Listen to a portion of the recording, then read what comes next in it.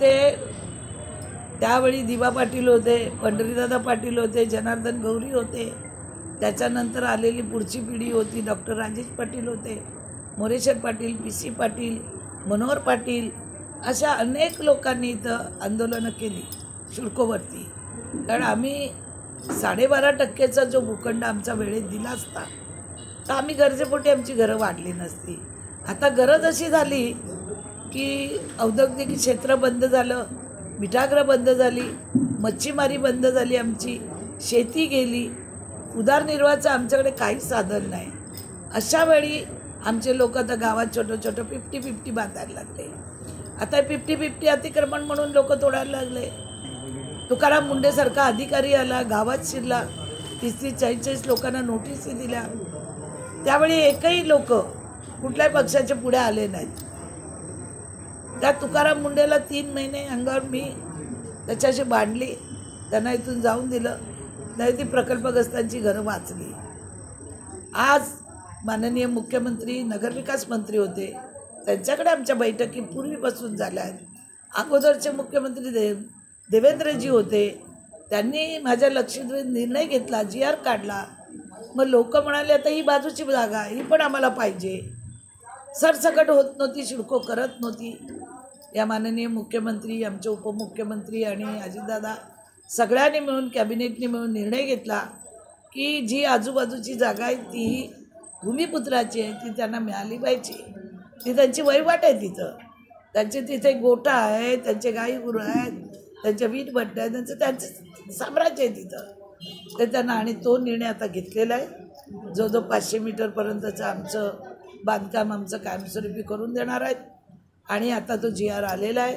त्या GRमध्ये माझ्याशी मुख्यमंत्री बोलले की आपण जर काही त्रुटी असेल तर आपण परत बसून त्याचा निर्णय घेऊ, पण आता जो दिला आहे तो तुम्ही मान्य करा.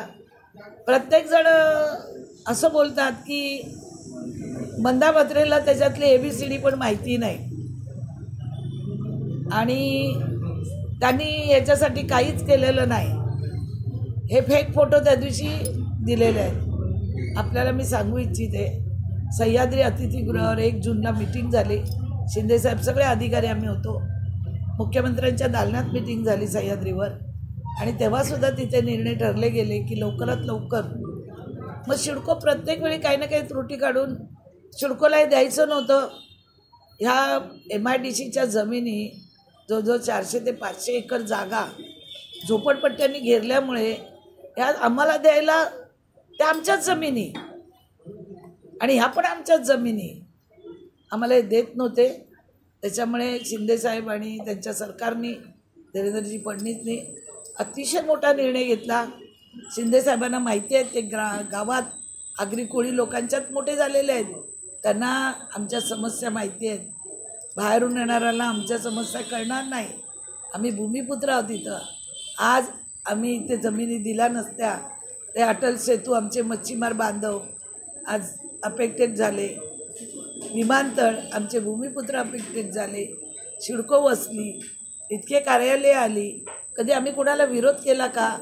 कुठल्या आलेल्या व्यक्तीला आम्ही उलट आमच्या शेजाऱ्यांना देव मानतो, आमच्या भाडोत्र्यांना देव मानून त्यांना अडचणीला जेवण खावून देतो. कोण मेलं, कोणाचं काय अपघात झाला, आमचे गावातले लोक भाडोत्र्यांसाठी धावतात. तर हे जे बोलणं पोरकटपण आहे म्हणून काल CM साहेब स्वतः बोलले की हा विषय खूप पुराणा आहे, खूप लोकांच्या याच्यावर चर्चा झालेल्या आहेत, खूप वेळा मीटिंग झालेल्या आहेत, खूप वेळा सिडकोवर आंदोलनं झालेली आहेत, आणि आज हा निर्णय घेतलेला आहे. मी त्याचं स्वागत करते. भले या निर्णयात काही त्रुटी राहिला, आम्ही परत सरकारकडे जाऊ, आणि या सरकारचं मी स्वागत करते.